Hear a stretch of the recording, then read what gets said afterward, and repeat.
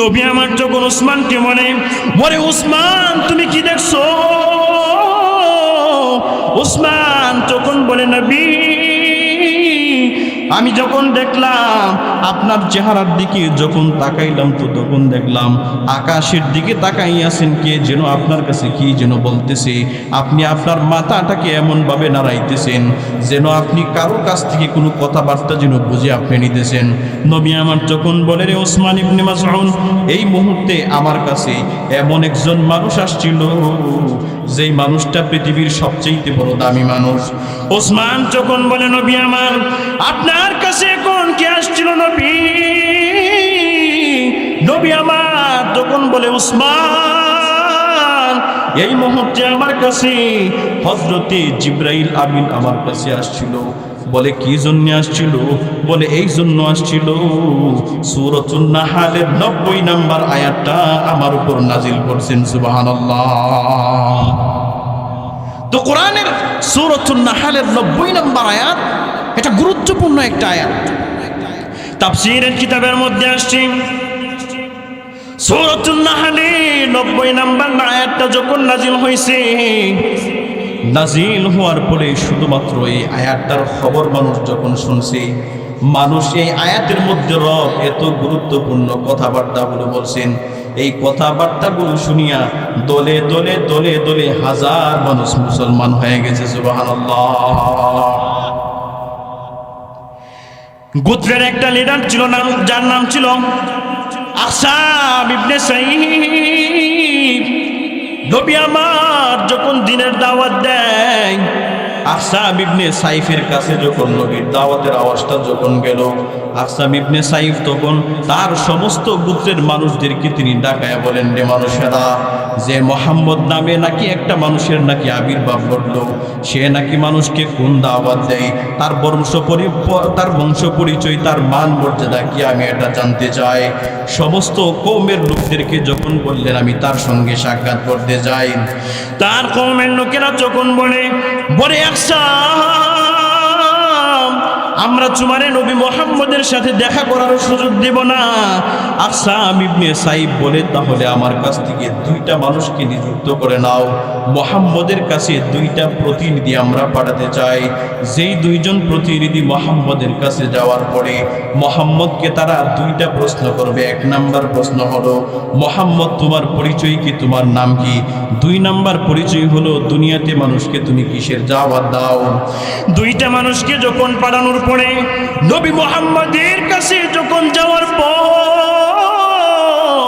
নবী মুহাম্মদকে 2টা প্রশ্ন করার পরে 1 নম্বরে প্রশ্ন করে যে মুহাম্মদ তোমার পরিচয় বলো।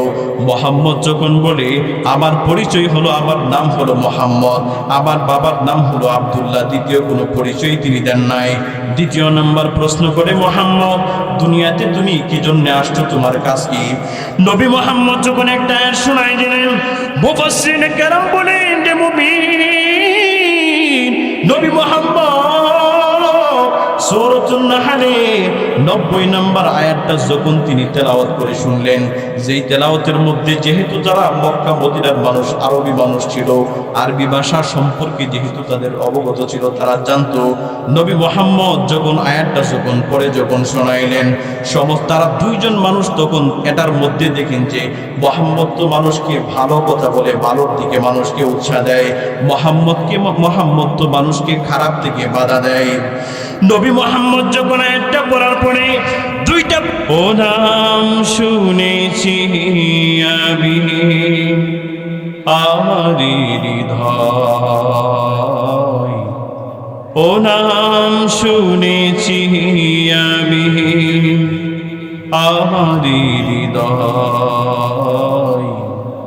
হে রাসূল নবীজি তোমায় আমি কুরআনের সুর মাঝে শুনেছি যে নাম, আজানের সুর মাঝে শুনেছি ও নাম, আরশের মাঝে লেখা ও মধুর নাম, तमाम मुकुल जाना ही सलाह अरुशेरी माझे रेखा ओ मधुर ना तमाम मुकुल जाना ही सलाह ব্যতীত মানবতা শুধু ফিরে হায় ব্যতীত মানবতা শুধু ফিরে হায় হে রাসূল নবীজি তোমায় আমি কুরআনের সুর মাঝে শুনেছি যে নাম আজানের সুর মাঝে শুনেছি ও নাম ও নামে এত জাদু এত মধুময় ও নাম জপে ফুল সুরভি চড়া ও নামে এত জাদু এত মধুময় ও নাম নিহে ফুল সুরভি চড়ায় ও নামের সুর তুলে শুধু আমি চাই লা ইলাহা ইল্লাল্লাহ লা ইলাহা ইল্লাল্লাহ লা ইলাহা ইল্লাল্লাহ হাসিয়া বলে ইল্লাল্লাহ ফিরাউন বলে বারাজালা হাসিয়া বলে ইল্লাল্লাহ ফিরাউন বলে বারাজালা আল্লাহ বলে ও জিবরাইল খুলে দাও জান্নাতের তালা লা ইলাহা ইল্লাল্লাহ লা ইলাহা ইল্লাল্লাহ লা ইলাহা ইল্লাল্লাহ মুহাম্মাদুর রাসূলুল্লাহ। তাফসীরের কিতাবের মধ্যে আসছে রাসূল কারীম সাল্লাল্লাহু আলাইহি ওয়াসাল্লাম একদিন ওনার বাসভবনের সামনে যখন বসা আছেন হঠাৎ করে রাসূল কারীম সাল্লাল্লাহু আলাইহি ওয়াসাল্লাম দেখেন যে রাসূল কারীম সাল্লাল্লাহু আলাইহি ওয়াসাল্লামের বাসভবনের সামনে দিয়ে ওসমান ইবনে মাযউন তিনি অতিক্রম করতেছেন। রাহমাতুল লিল আলামিন তখন তাকে বললেন যে ওসমান তুমি কি বসবা না?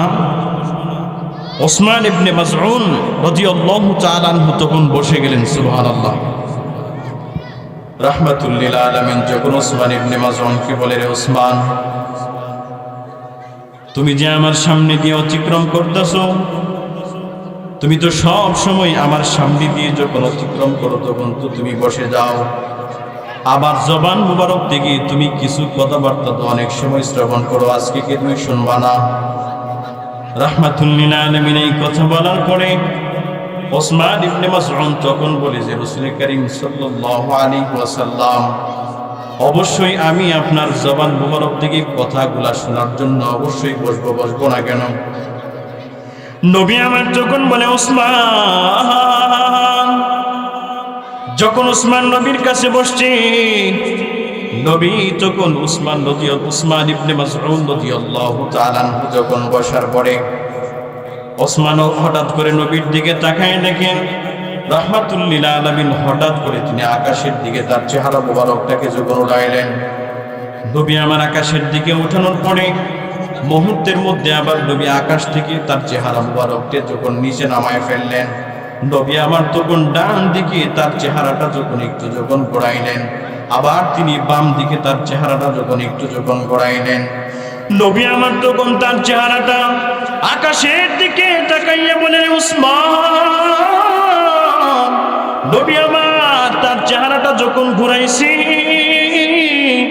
ওসমান যখন দেখে আমার নবী আকাশের দিকে তাকায় আছেন, আমার নবী যেন কি যেন কার থেকে শুনতেছেন, আমার নবী যেন এমন ভাবে মাথা নাড়াইতেছেন যেন তিনি কার কাছ থেকে যেন কি কথাবার্তা গুলা শুনতেছেন। ওসমান ইবনে মাসউদ যখন আমার নবীর দিকে তখন তিনি হুন্ডি হয়ে যখন তাকায় রইলেন, নবী আমার কিছুক্ষণ পরে যখন তার চেহারাটাকে নিচু করলেন, আমার নবী যখন ডান দিকে তার চেহারাটা অতিক্রম করলেন, নবী আমার অতিক্রম করার পরে নবী আমার তখন ওসমানের দিকে চেহারাটা ঘুরায়। ওসমানের দিকে ঘুরানোর পর ওসমান যখন বলে, নবী সব সময় আপনি যখন বাসার সামনে বসে থাকেন, আমি তো সব সময় আপনার জবান মোবারক থেকে কিছু কথাবার্তা শোনার জন্য বসে যাই, কিন্তু আজকে যেই পরিস্থিতি দেখলাম, এমন অপশন তো আমি কোনো সময় আমার চেহারা দিয়ে আমি আমার চোখ দ্বারা কোনোদিন দেখি নাই। আপনি হঠাৎ করে আকাশের দিকে নিজের চেহারাটাকে যখন উঠাইলেন, পরক্ষণে আপনার চেহারাটাকে আবার জমিনের মধ্যে নিচে নামাই দিলেন, এবং কার কাছ থেকে যেন আপনি কি শুনতেছেন এমন একটা অবস্থান যেন হইতেছেন। নবী আমার যখন ওসমানকে বলে, ওসমান তুমি কি দেখছো? ওসমান যখন বলে, নবী আমি যখন দেখলাম আপনার চেহারার দিকে যখন তাকাইলাম, তো তখন দেখলাম আকাশের দিকে তাকাইয়াছেন কে যেন আপনার কাছে কি যেন বলতেছে, আপনি আপনার মাথাটাকে এমন ভাবে নাড়াইতেছেন যেন আপনি কারোর কাছ থেকে কোনো কথাবার্তা যেন বুঝে আপনি নিতেছেন। নবী আমার যখন বলে, রে ওসমান ইবনে মাসউদ, এই মুহূর্তে আমার কাছে এমন একজন মানুষ আসছিল, যেই মানুষটা পৃথিবীর সবচেয়ে বড় দামি মানুষ। ওসমান যখন বলে, নবী আমার আপনার কাছে এখন কে আসছিল নবী? নবী আমার তখন বলে, উসমান এই মুহূর্তে আমার কাছে হযরতে জিবরাইল আমিন আমার কাছে আসছিল। বলে কি জন্য আসছিল? বলে এই জন্য আসছিল, সূরাতুন নাহলের 90 নম্বর আয়াতটা আমার উপর নাজিল করছেন। সুবহানাল্লাহ। তো কোরআনের সূরাতুন নাহলের 90 নম্বর আয়াত এটা গুরুত্বপূর্ণ একটা আয়াত। তাফসীরের কিতাবের মধ্যে আসছে, সূরাতুন নাহলের 90 নম্বর আয়াতটা যখন নাজিল হয়েছে, নাজিল হওয়ার পরে শুধুমাত্র এই আয়াতটার খবর মানুষ যখন শুনছে, মানুষ এই আয়াতের মধ্যে রব এত গুরুত্বপূর্ণ কথাবার্তাগুলো বলছেন, এই কথাবার্তাগুলো শুনিয়া দলে দলে দলে দলে হাজার মানুষ মুসলমান হয়ে গেছে। সুবহানাল্লাহ। গোত্রের একটা লিডার ছিল, যার নাম ছিল আসাব ইবনে সাইফ। নবী আমার যখন দিনের দাওয়াত দেয়, আসাব ইবনে সাইফের কাছে যখন নবীর দাওয়াতের আওয়াজটা যখন গেল, আসাব ইবনে সাইফ তখন তার সমস্ত গোত্রের মানুষদেরকে তিনি ডাকায়া বলেন, রে মানুষেরা, যে মোহাম্মদ নামে নাকি একটা মানুষের নাকি আবির্ভাব ঘটল, সে নাকি মানুষকে কোন দাওয়াত দেয়, তার বংশ পরিচয়, তার মান মর্যাদা কি, আমি এটা জানতে চাই। সমস্ত কওমের লোকদেরকে যখন বললেন আমি তার সঙ্গে সাক্ষাৎ করতে যাই, তার কওমের লোকেরা যখন বলে আমরা তোমারে নবী মুহাম্মদের সাথে দেখা করার সুযোগ দেব না। আসাব ইবনে সাইফ বলে, তাহলে আমার কাছ থেকে 2টা মানুষকে নিযুক্ত করে নাও, মুহাম্মদের কাছে 2টা প্রতিনিধি আমরা পাঠাতে চাই। যেই 2জন প্রতিনিধি মুহাম্মদের কাছে যাওয়ার পরে মুহাম্মদকে তারা 2টা প্রশ্ন করবে। 1 নাম্বার প্রশ্ন হলো, মুহাম্মদ তোমার পরিচয় কি, তোমার নাম কি? 2 নাম্বার পরিচয় হলো, দুনিয়াতে মানুষকে তুমি কিসের দাওয়াত দাও? 2টা মানুষকে যখন পাঠানোর পরে নবী মুহাম্মদের কাছে যখন যাওয়ার পর নবী মুহাম্মদকে 2টা প্রশ্ন করার পরে এক নম্বরে প্রশ্ন করে যে মুহাম্মদ তোমার পরিচয় বলো। মুহাম্মদ যখন বলে আমার পরিচয় হলো আমার নাম হলো মুহাম্মদ, আমার বাবার নাম হলো আব্দুল্লাহ, দ্বিতীয় কোনো পরিচয় তিনি দেন নাই। দ্বিতীয় নম্বর প্রশ্ন করে মুহাম্মদ দুনিয়াতে তুমি কি জন্য আসছো, তোমার কাজ কি? নবী মুহাম্মদ যখন একটা আয়াত শোনাই দিলেন, মুফাসসিরিনে কেরাম বলেন যে মুবিন নবী মুহাম্মদ সূরাতুন নাহলের 90 নম্বর আয়াতটা যখন তিনি তেলাওয়াত করে শুনলেন, যেই তেলাওয়াতের মধ্যে যেহেতু যারা মক্কা মদিনার মানুষ আরবি মানুষ ছিল, আরবি ভাষা সম্পর্কে যেহেতু তাদের অবগত ছিল, তারা জানতো নবী মুহাম্মদ যখন আয়াতটা যখন পড়ে যখন শোনাইলেন, সমস্ত তারা দুইজন মানুষ তখন এটার মধ্যে দেখেন যে মুহাম্মদ তো মানুষকে ভালো কথা বলে, ভালোর দিকে মানুষকে উৎসাহ দেয়, মুহাম্মদ তো মানুষকে খারাপ থেকে বাধা দেয়। নবী মুহাম্মদ যখন আয়াতটা পড়ার পরে দুইটা প্রতিনিধি তখন বলেন মুহাম্মদ তুমি তোমার আয়াতটা দ্বিতীয়বার আবার শোনায় দাও।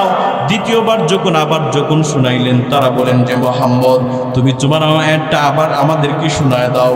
মুহাম্মদ সাল্লাল্লাহু আলাইহি ওয়াসাল্লাম যখন আবার শোনায় দেন, তারা যখন আবার বলে রে মুহাম্মদ তুমি যে আয়াতটা পড়ছো আয়াতটা আবার শোনায় দাও।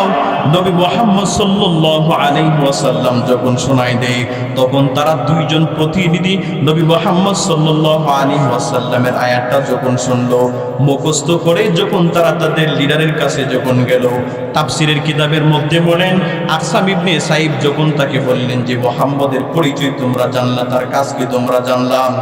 দুইজন প্রতিনিধি যখন বলেন লিডার বলে আকসাম শুনে না, যখন আমরা তারে প্রশ্ন করি, এক নাম্বার যখন প্রশ্ন করলাম তোমার পরিচয় কি, তখন সে বলল আমার নাম হলো মুহাম্মদ সাল্লাল্লাহু আলাইহি ওয়াসাল্লাম। আর দ্বিতীয়ত আমার পরিচয় হলো আমি দুনিয়াতে মানুষকে অন্য কোনো পরিচয়ের কথা তিনি বললেন না, শুধুমাত্র বললেন আমার নাম হলো মুহাম্মদ আর তার বাবার নাম হলো আব্দুল্লাহ, দুইটা পরিচয় দিলেন, অন্য কোনো কিছু বলে নাই। দুইটা প্রতিনিধি তখন তাদের যে লিডার ছিল, লিডারকে বলে সে ইচ্ছা করলে কুরাইশ বংশের মানুষ সবচেয়ে বড় সম্ভ্রান্ত বংশের ছেলে, ইচ্ছা করলে তার পরিচয়টা দিতে পারত, কিন্তু সে দেয় নাই, সে কেমন ভালো মানুষ, সুবহানাল্লাহ। দ্বিতীয় নাম্বার প্রশ্ন তোমরা করছো কিনা বলো, মুহাম্মদ কি, তার দুনিয়াতে কাজ কি, কাজের ব্যাপারে দ্বিতীয় নাম্বার প্রশ্ন তোমরা করছো কিনা তোমরা বলে দাও। যখন দ্বিতীয় নাম্বার প্রশ্ন তোমরা করছো কিনা বলো, এটা বলার পরে তখন তিনি আমাদেরকে কোরআনের আয়াত শোনাই দিলেন। আকসাম তখন বলে রে গোত্রের মানুষ, মুহাম্মদ তো দুনিয়াতে মানুষকে, অবশ্যই দুনিয়াতে মানুষকে তিনি নেক কাজের কথা বলে, মানুষকে সৎ কাজের প্রতি আদেশ দেয়, মানুষকে অন্যায় থেকে বিরত থাকার কথা বলে। মুহাম্মদ তো কোনোদিন খারাপ মানুষ হতে পারে না। আমি আমার পক্ষ থেকে সিদ্ধান্ত হলো আমি এই মুহূর্তে মুহাম্মদের কাছে কালিমা পড়ে মুসলমান হয়ে যাব, সুবহানাল্লাহ। আকসাম ইবনে সাইব বলে যে তোমরা কি সিদ্ধান্ত নেবে এটা তোমাদের বিষয়, কিন্তু আমি সিদ্ধান্ত নিলাম যে এই মুহূর্তে নবী মুহাম্মদের কাছে কালিমা পড়ে মুসলমান গ্রহণ করব, সুবহানাল্লাহ। এই ছিল রসুলের আদর্শ। দুনিয়াতে রসুল যদি চাইতেন সবচাইতে সম্ভ্রান্তভাবে থাকার জন্য, মালিক তাকে সবচাইতে সম্ভ্রান্তভাবেই রাখত। আমার রসুলের মতো কোনো আদর্শওয়ালা মানুষ দুনিয়াতে আছে? নবী আমার একদিন যুদ্ধের ময়দান থেকে আসতেছেন, প্রতিমধ্যে সমস্ত সাহাবায়ে কেরামকে নিয়ে হঠাৎ তিনি একটা গাছের নিচে যখন, নবী আমার আদর্শ কেমন, আমার নবীর সুন্দর ছিল, আমার নবীর চাইতে দুনিয়াতে সবচাইতে বড় আদর্শওয়ালা মানুষ কেউ নাই। আমার নবী যখন একটা গাছের নিচে যখন তিনি বিশ্রাম করতেছেন, তলোয়ারটাকে তিনি একটা গাছের মধ্যে যখন লটকাইলেন, লটকায়া যখন তিনি গাছের নিচে যখন তিনি ঘুমাইতেছেন, যখন তিনি বিশ্রাম নিতেছেন, এমন করে প্রতি মধ্য থেকে একটা বেঈমান যখন তিনি রাস্তা দিয়া যখন যাইতেছেন, বেঈমান চিন্তা করলো নবী মুহাম্মদ যেহেতু ঘুমাইতেছে, এখন তারে হত্যা করার সময়, নাউজুবিল্লাহ বলেন। বেঈমান তখন মনে মনে চিন্তা করছে নবী মুহাম্মদ যেহেতু ঘুমাইতেছে, যখন আমাদের জন্য সময় হলো নবী মুহাম্মদের যেই তলোয়ারটা আছে এটার আঘাতে মুহাম্মদকে আমি দুনিয়া থেকে বিদায় করে দেব। নাউজুবিল্লাহ বলেন। তলোয়ারটাকে গাছ থেকে নামানোর পর নবী মুহাম্মদ সাল্লাল্লাহু আলাইহি ওয়াসাল্লামের বুকের উপর যখন তলোয়ারটা নিয়ে যখন ধরলেন, গলা বরাবর ধরার পরে মুহাম্মদকে বলে যে মুহাম্মদ মাইয়ামনাউকা মিন্নি, এখন তোমারে আমার হাত থেকে কে বাঁচাবে? রাহমাতুল লিল আলামিন, যদিও তিনি তলোয়ারের নিচে আছেন, তিনি বলিষ্ঠ কণ্ঠস্বরে বলে তোমার তলোয়ার থেকে আমার রব আমারে বাঁচাইতে পারে। সুবহানাল্লাহ। এমন একটা তলোয়ারের নিচে যদি আমি আপনি থাকতাম আমাদের অবস্থাটা কেমন হইতো? বেঈমান যখন বলে রে মুহাম্মদ তুমি কেমন বোকা জানো, আমি তোমার বুকের উপরে তলোয়ার দিয়ে চাইবা যখন বসে থাকলাম, আর তুমি বলো তোমার নাকি মুহাম্মদ নাকি বাঁচাইবে, তোমার নাকি তোমার রব নাকি বাঁচাইবে, ইচ্ছা করলেই তোমার গলাটা আমি দ্বিখণ্ডিত কইরা দিতে পারি, কিন্তু তুমি কেমনে বলো তোমার রব তোমারে কেমনে বাঁচাইবেন? নবী আমার দ্বিতীয় বারবার বলে বেঈমান শুনো, আমার রব যদি পুরো মানুষের মৃত্যু যেই অবস্থার মধ্যেই পতিত করবেন, এই অবস্থা যারা বিন্দু কোনো মানুষ তার থেকে কোনোদিন ফারাক করতে পারবে না। সুবহানাল্লাহ। নবী মুহাম্মদ যখন দ্বিতীয়বার বললেন আমার রব আমারে বাঁচাইবে, তখন সেই বেঈমানের বুকের মধ্যে যখন কম্পন সৃষ্টি হয়ে গেল, তখন সেই বেঈমানের হাত থেকে তলোয়ারটা কম্পন করে কেঁপতে কাঁপতে কাঁপতে যখন মাটির মধ্যে পড়ে গেল, রাহমাতুল লিল আলামিন আমার মুহূর্তের মধ্যে তলোয়ারটাকে তিনি হাতের মধ্যে নিয়ে সেই বেঈমানের পিঠের উপর, বেঈমানের বুকের উপর চাইপা যখন বসলেন, নবী আমার যখন বলে দেই রে বেঈমান, এখন তুমি বলো তোমারে আমার হাত থেকে তোমারে কে বাঁচাবে? বেঈমান যখন বলে নবী মুহাম্মদ সাল্লাল্লাহু আলাইহি ওয়াসাল্লাম তুমি ছাড়া আমারে আর বাঁচানোর মতো দুনিয়াতে কেউ নাই। নাউজুবিল্লাহ। রাসূল কারীম সাল্লাল্লাহু আলাইহি ওয়াসাল্লামকে যখন প্রশ্ন করা হলো যে তোমারে আমার হাত থেকে কে বাঁচাবে, নবী করিম সাল্লাল্লাহু আলাইহি ওয়াসাল্লাম তখন বলে দিলেন যে আমার রব বাঁচাবে। এই যে রব নামটাকে যে উচ্চারণ করলেন, এটার মাধ্যমে তার দিলের ভিতরে কম্পন সৃষ্টি যখন হলো, তার হাত থেকে যখন তলোয়ারটা মাটিতে পড়ে গেল, নবী মুহাম্মদ সাল্লাল্লাহু আলাইহি ওয়াসাল্লাম তলোয়ারটাকে নিয়ে বেঈমানকে তার বুকের উপর চাইপা যখন বেঈমানের গলার মধ্যে যখন তলোয়ারটা ধরলেন, বেঈমানকে প্রশ্ন করে যে বেঈমান তুমি তো বলছিলা যে আমারে কে বাঁচাইবে, আমারে তো আমার রব বাঁচাইছে। সুবহানাল্লাহ। এখন যে তোমার বুকের উপর যে বসলাম, এখন তুমি বলো তো আমার হাত থেকে তোমাকে কে বাঁচাবে? বেঈমান তখন বলে যে মুহাম্মদ তুমি ছাড়া আমাকে বাঁচানোর মতো কেউ নাই। নাউজুবিল্লাহ বলেন। নবী আমার তখন বেঈমানকে বলে বেঈমান শুনো, ইচ্ছা করলে তোমারে আমি এখন দুনিয়া থেকে হত্যা করে তোমারে আমি মৃত্যুবরণ করতে পারি, আমার হাত থেকে তোমারে বিন্দু পরিমাণ কেউ বাঁচাইতে পারবে না। যদিও আমার ক্ষমতা আছে, কিন্তু আমি তোমারে হত্যা করলাম না, প্রহার করলাম না, যাও তোমারে আমি মাফ করে দিলাম। সুবহানাল্লাহ। বেঈমান যখন দেখলেন নবীর মতো ভালো মানুষ দুনিয়াতে কেউ নাই, আমি তো নবীর পিঠের মধ্যে বসলাম, বৈশা রাসূলকে যখন হত্যা করতে চাইলাম, নবী মুহাম্মদ যখন সুযোগ পাইনি, ইচ্ছা করলেই কিন্তু আমারে হত্যা করতে পারতেন, কিন্তু কেমন ভালো মানুষ রে, আমার নবী তো আমারে হত্যা করলেন না। যখন তিনি প্রতিমধ্যে দিয়া যখন অতিক্রম করে আবার পিছন দিকে তাকাই, যে আমি তো সুযোগ পাইয়া নবী মুহাম্মদের ক্ষতি করার চেষ্টা করতে চাইছিলাম, কিন্তু আমার নবীর শক্তি থাকা সত্ত্বেও নবী মুহাম্মদ সাল্লাল্লাহু আলাইহি ওয়াসাল্লাম আমার উপর আঘাত করে নাই।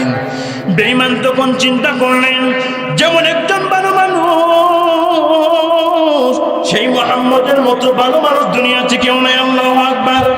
আমি এখন কালিমা পড়ে নবী মুহাম্মদের কাছে মুসলমান হয়ে যাব। একটু দূর যাওয়ার পরে আবার পিছন দিকে আইসা বলে মুহাম্মদ আমি তোমার কাছে বেয়াদবি করলাম, তোমার কাছে আমি মাপ চাই, তোমার সুযোগ থাকা সত্ত্বেও তুমি আমারে হত্যা করলা না, এই মুহূর্তে কালিমা পড়াইয়া আমারে তুমি মুসলমান বানায় দাও। সুবহানাল্লাহ। তো আমার নবীর মতো আদর্শওয়ালা মানুষ দুনিয়াতে কেউ আছে? আমার নবীর মতো শ্রেষ্ঠত্ব মানুষ, আদর্শওয়ালা মানুষ দুনিয়াতে নাই।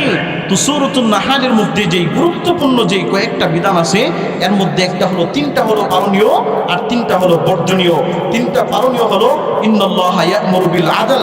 এক নাম্বার, দুনিয়াতে তোমরা ইনসাফ শিক্ষা দাও, সন্তানকে ইনসাফ শিক্ষা দাও, স্ত্রীকে ইনসাফ শিক্ষা দাও।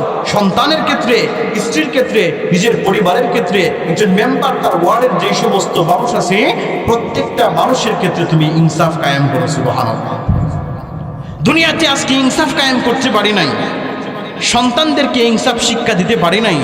অথচ রাসূল কারীম সাল্লাল্লাহু আলাইহি ওয়াসাল্লাম তিরমিজি শরীফের হাদিসের মধ্যে আসছে, ইন্নাল মুকসিতিনা ইনদাল্লাহি আলা মাদাবির মিন নূর আল্লাযীনা ইয়াদিলুনা ফি হুকমিহিম ওয়া আহলিহিম ওয়া মা ওয়াল্লু। দুনিয়াতে যেই সমস্ত বান্দারা তারা তাদের যে শাসন ব্যবস্থার যে এলাকা আছে, এলাকার মানুষদেরকে, যেই নেতা তার কর্মীদেরকে, যেই মা তার সন্তানদেরকে, যেই বাবা তার সন্তানদেরকে ন্যায়ের কথা বলবে, ইনসাফের কথা বলবে, রব তাদেরকে হাসরের ময়দানে নূরের উপরে তাদেরকে আসনের মধ্যে বসাইবেন। সুবহানাল্লাহ। কিন্তু আজকে আমি আমার সন্তানদেরকে ইনসাফ শিক্ষা দিতে পারি নাই। খলিফাতুল মুসলিমিন হযরত উমর রাদিয়াল্লাহু তাআলা আনহু, তিনি যখন অর্ধজাহানের খলিফাতুল মুসলিমিন ছিলেন, অর্ধজাহানের বাদশা ছিলেন, ওমর রাদিয়াল্লাহু তাআলা আনহুর সন্তান একদিন বাবার কাছে প্রশ্ন করতেছেন যে, বাবা, যে আপনি আপনার কোনো মানুষ অথবা আপনার কোনো মন্ত্রী অথবা আপনার পরিষদের কোনো মানুষ যদি মিশর যদি যায়, তো আমারে একটু মিশর পাঠাইবেন, আমি একটু মিশর ঘুরতে চাই। তো ওমর রাদিয়াল্লাহু তাআলা আনহু কিছুদিন পরে কয়েকজন সাহাবীর মাধ্যমে ওই মিশর যখন তার সন্তানকে যখন পাঠালেন, সন্তান যখন মিশর গেল, দেখেন বাবা কেমন ইনসাফগার। আজকে আমার সন্তান অপরাধ করে, আমার সমাজের একজন গরিব মানুষ যদি অপরাধ করে, আমরা তার নেই বিচার করতে পারি নাই। কিন্তু এই আমার সমাজের একজন গরিব, একজন বড়লোক মানুষ, একজন সম্ভ্রান্ত ফ্যামিলির মানুষ যদি অপরাধ করে, নেতার সন্তান যদি অপরাধ করে, আমরা তার ইনসাফের বিচার করতে পারি নাই। কিন্তু সমাজের সেম টু সেম সেই অপরাধটাই যদি ছোট্ট একটা বাচ্চা অথবা সমাজের সবচেয়ে নিকৃষ্ট ফ্যামিলি, গরিব ফ্যামিলির একটা সন্তান যদি করে, তখন আবার বিচারের অভাব পড়ে না। কথা বলেন ঠিক কিনা? ওমরের সন্তান যখন মিশর গেল, মিশর যাওয়ার পরে মিশরের যেই সমস্ত দুষ্ট ছেলে ছিল তাদের প্ররোচনায় পড়ে ওমর রাদিয়াল্লাহু তাআলা আনহুর সন্তান তিনি মদ্যপান করে ফেললেন। নাউযুবিল্লাহ পড়ে। তদানীন্তনকাল সময়ের অবস্থান ছিল, যদি কোনো মানুষ প্রকাশ্যে যদি মদ্যপান করে, কোনো ছেলে অথবা কোনো মানুষ, কোনো বৃদ্ধ, কোনো মুরব্বী যদি মদ্যপান করে, রাষ্ট্রীয় আইন ছিল তার উপরে কমপক্ষে 80টা বেত্রাঘাত করা।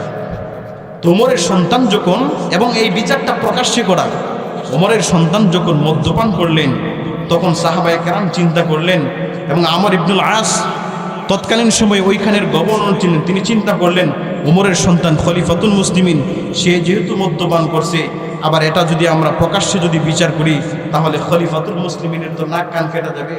সাধারণ মানুষ চিন্তা করবে যে ওই যে উনি খলিফাতুল মুসলিমিন, ওনার সন্তান মদ পান করছে। নাউযুবিল্লাহ। ওমরের তো সম্মানের উপর তো মানহানি আসতে পারে। এই জন্য তিনি কি চিন্তা করলেন?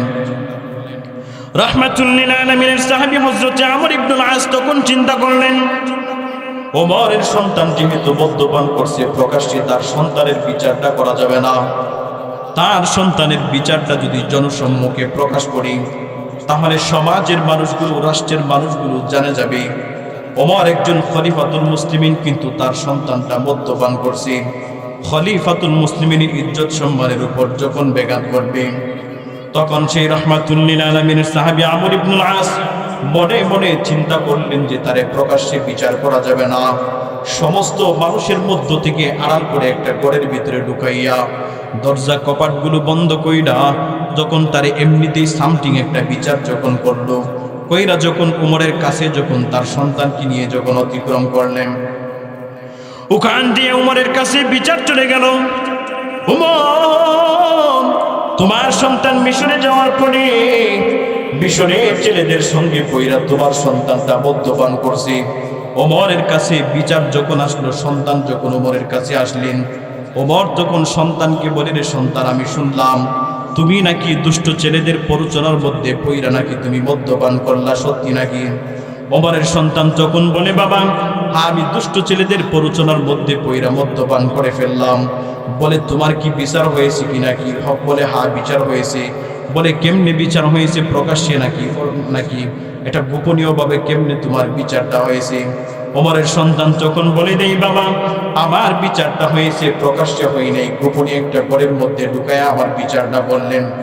ওমর যখন আমর ইবনুল আসকে ঘরে গভর্নর শুনো, আমার সন্তানের বিচারটা তুমি গোপনীয়ভাবে কর না কেন? সন্তানের দেশের আইন কি শুধুমাত্র আমার সন্তানের সমস্ত দেশের মানুষের জন্য নাকি আমার সন্তানের জন্য? সমস্ত মানুষের জন্য যদি প্রকাশ্যে আইন হতে পারে, আমার সন্তানের বিচারটা তুমি গোপনভাবে কেন করলাম?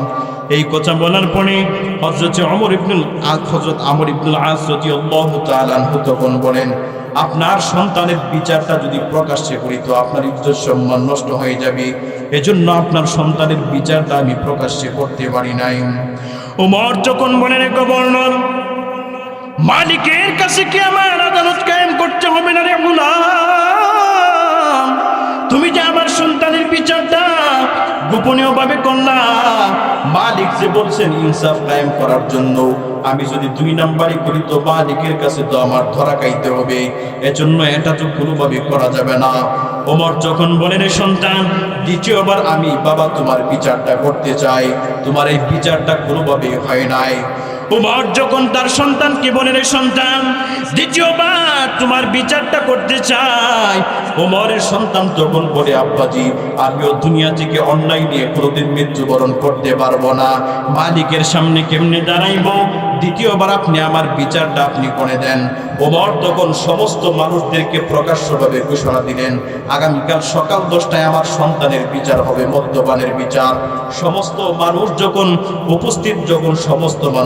উপস্থিত হয়ে গেলেন, জল্লাদ যখন 80টা বেত্রাঘাত করার জন্য যখন সামনে আসতেছিলেন, ওমর যখন জল্লাদকে বলে, রে জল্লাদ আমার সন্তানের বিচারটা আমি নিজ হাজির করব। ওমর তখন জল্লাদের কাছ থেকে তখন সেই চাবুকটা হাতের মধ্যে নিয়ে যখন 1টা 2টা 3টা 4টা 5টা করে যখন তিনি বেত্রাঘাত করতে শুরু করলেন, ওমর যখন বেত্রাঘাত করতেছেন কোনোভাবে 2টা চোখ বন্ধ কইরা, কোনোভাবে 2টা চোখের মাধ্যমে তার সন্তানের কেমন অবস্থা এটা তিনি দেখেন না। সুবহানাল্লাহ। ওমর যখন সন্তানের বিচারটা করতেছেন, সমস্ত সাহাবায়ে কেরাম ওমরকে যখন বলেন, ওমর তুমি যেমন কেমন একজন জল্লাদ যেমন কেমন হয়ে গেল, সন্তানের প্রতি যেন তোমার বিন্দু পরিমাণ কোনো টান নাই, কোনো মায়া নাই, কেমন ভাবে তুমি তোমার সন্তানের উপর আঘাত করতেছো, দেখো না তোমার সন্তানের মুখ দিয়ে ফেরা বের হইতেছে, সন্তানটা জমিনের মধ্যে ঢলে পড়লো। এমন মুহূর্তে ওমর হঠাৎ করে তার চোখ 2টা যখন খুললেন, কইলা তখন দেখেন যে সন্তানের মুখ দিয়ে ফেরা বের হইতেছে, তার আত্মাটা যেন ভিতর থেকে চলে যাবে এমন একটা অবস্থা যখন হয়ে গেল। ওমর তখন চাবুকটা হাত থেকে ফাইলা দিয়া সন্তানের কাছে পয়সা বলে, রে সন্তান তুমি চিন্তা করতে পারো আমার বাবার ভিতরে আব্বাজি যেমন কেমন জন্নাত, আমার ভিতরে যেন তোমার প্রতি বিন্দু পরিমাণ কোনো মায়া নাই এমন চিন্তা করতে পারো। ওমর তখন সন্তানের কান দিয়ে বলে, সন্তান তুমি মনে রাখো দুনিয়ার সব বাবাদের চাইতে তোমার প্রতি আমার সবচাইতে বড় মহাব্বত, কিন্তু তোমার যদি আজকে বিচার না করি মালিকের আদালতে তো আবার দাঁড়াইতে হবে, তখন আমি মালিকের কাছে কি জবাব দেব এই চিন্তাই তোমার বিচার করলাম। মুহূর্তের মধ্যে ওমরের সন্তানটা যখন ইন্তিকাল করলেন, ওমর তখন সমস্ত সাহাবায়ে কেরামকে বলে, রে সাহাবায়ে কেরাম আমার সন্তানটাকে আমি নিজ হাতের মাধ্যমে আমি গুরুস্থানের মধ্যে শোয়াইতে চাই, আমার সন্তানের কাফন দাফন করতে চাই, আমি আমার সন্তানের গোসল করাতে চাই, আমি আমার সন্তানকে আল্লাহ বড়ই পাতা দিয়ে সেরা আমি যখন আমার সন্তানকে তিনি যখন গোসল করাইলেন, সন্তানকে যখন গোসল করানোর পরে কবরের মধ্যে যখন সন্তানকে রাখছে, ওমর যখন সন্তানের যেই কবরের উপরে বাঁশের চাউনিগুলো যখন 1টা 2টা 3টা করে যখন তিনি দিলেন, ওমর তখন সন্তানটারে যখন যখন কবরের ভিতরে যখন রাইকা দিলেন, ওমর যখন সন্তানের কবরের উপরে যখন মাটিগুলো দিয়া যখন উপর করলেন, সমস্ত সাহাবায়ে কেরাম তখন তাকায় আছেন। ওমর বলে, রে জল্লাদ তুমি চাবুকটা দাও। ওমর তখন দ্বিতীয়বার চাবুকটা নিয়ে কবরের মাটির ভিতরে কয়েকটা চাবুক মারছে। সমস্ত সাহাবায়ে কেরাম ওমরকে বলে, ওমর তুমি তো চাবুক মারতে মারতে সন্তানটারে বিদায় করে দিলা। আবার যখন সন্তানটা মারা গেল, সন্তানের কবরের উপর তুমি 6 থেকে 4টা বেত্রাঘাত তুমি কেন করলা? কারণটা কি? ওমর যখন বলে, সাহাবায়ে কেরাম, আমার সন্তানের পিঠের মধ্যে আমি 80টা বেত্রাঘাত সম্পূর্ণ করতে পারি নাই, এর আগেই আমার সন্তানটা দুনিয়া থেকে বিদায় হয়ে গেল। আমার সন্তানের শরীরের মধ্যে মারতে পারি নাই, না জানি মালিকের কাছে যদি আমার সন্তানের বিচারটা ভালো করে যদি ইনসাফের সাথে যদি না করতে পারি, না জানি মালিকের কাছে আসামির কাঠগড়ায় দাঁড়াতে হয়। এই জন্য আবার সন্তানের কবরের উপরে এই বাকি বেত্রাঘাতগুলো করে দিলাম। সুবহানাল্লাহ। কেমন ইনসাফগার কি ছিলেন সাহাবায়ে কেরাম! অথচ আমার সমাজের মধ্যে আজকে ইনসাফ নাই। যখন গরিবের একটা সন্তান যখন একটু অপরাধ করে, তখন সমস্ত মানুষ চিন্তা করি কেমনে তার বিচারটা করা যায়। সমাজের যত মাতাব্বর আছে, যত মানুষগুলো আছে, তার বিচারটা কেমনে ঠুটিতে দইরা করা যায় সেই চিন্তা করি। সেম টু সেম সেই অন্যায়টা যখন একটা বড় লোকের সন্তান অথবা বড় নেতার সন্তান যখন করে, তখন আমাদের কোনো খোঁজ থাকে না। বলেন ঠিক কিনা? যে 1 নম্বর বিধান হলো ইন্নাল্লাহা ইয়া'মুরু বিল আদল, যে সমাজের মধ্যে ইনসাফ কায়েম করা। কিন্তু আজকে তো আমরা সন্তানদেরকে ইনসাফ শিক্ষা দিতে পারি নাই, আমি আমার সন্তানদেরকে দ্বীন শিখাতে পারি নাই। অথচ সাহাবায়ে কেরাম তাদের সন্তানদের প্রতি কি পরিমাণ ইস্তেকামাত নিয়ে তাদেরকে ইনসাফ শিক্ষা দিতেন, ন্যায় শিক্ষা দিতেন, সন্তানদেরকে দ্বীন শিখাতেন। আজকে আমি আমার সন্তানদেরকে দ্বীন শিখাতে পারি নাই, এজন্য সন্তান যখন বড় হয় আমাদের আনুগত্য হয় না। কথা বলেন ঠিক কিনা? যেহেতু আমরা আলেম, অনেক মানুষ আমাদের কাছে আইসে বলে, হুজুর, যে সন্তানটাকে এত কষ্ট করে লালন পালন করলাম, কিন্তু সন্তানটা আমার কথা শুনে না। আমি সন্তানকে বলি ডাইনে যাওয়ার জন্য, সে যায় বায়ে। এমন মানুষ আমাদের সমাজে নাই? আছে? আছে। সন্তান আপনার কথা কেমনে শুনবে? কারণ সন্তান যখন দুনিয়াতে আসছে, সন্তানকে তো আপনি মালিকের পরিচয় শিক্ষা দেন নাই। সন্তানকে যদি আপনি মালিকের পরিচয় শিক্ষা দিতেন, সন্তান যখন তার জিহ্বা দিয়ে যখন আস্তে আস্তে যখন আব্বা আম্মা যখন ফুটতো, ওই সময় যদি আপনি সন্তানকে বলতেন যে সন্তান, আগে আব্বা নয়, আগে তুমি বলো আল্লাহ, আগে বলো নবী মুহাম্মদুর রাসূলুল্লাহ, আগে যদি সন্তানকে কালিমা শিক্ষা দিতেন, সন্তানকে দ্বীন শিখাতেন, তাহলে এই সন্তান যখন বড় হতো, রব এই সন্তানকে তোমাদের খাদেম বানাই দিত। সুবহানাল্লাহ। কিন্তু আজকে তো আমরা আমাদের সন্তানদেরকে দ্বীন শিখাতে পারি নাই। অথচ ইতিহাসের কিতাবের মধ্যে এমনও কাহিনী আছে যে সন্তান যখন তার পেটের মধ্যে আসছে, সে তার সন্তানকে পেটের মধ্যে নিয়ে, সম্মানিত মা বোনরা যারা কথাগুলো শুনতেছেন একটু দিলের কান দিয়ে শুনবেন, যে সন্তানকে তারা পেটের মধ্যে নিয়ে এত পরিমাণে কোরআন তেলাওয়াত করত যে কোরআন তেলাওয়াতের আসরের কারণে সন্তান পেটের মধ্যে তাইকাই 15 পারা কোরআনের হাফেজ। সুবহানাল্লাহ। অথচ আজকে আমরা সন্তানকে কোরআন শিক্ষা দিতে পারি নাই। এজন্য আমরা সন্তানদেরকে কোরআন শিক্ষা দিব তো ইনশাআল্লাহ। যেহেতু হুজুর চলে আসছেন, বয়ান সংক্ষিপ্ত শেষ, এজন্য আমরা আমাদের সন্তানদেরকে দ্বীন শিখাবো, সন্তানদেরকে ইনসাফ শিক্ষা দিব।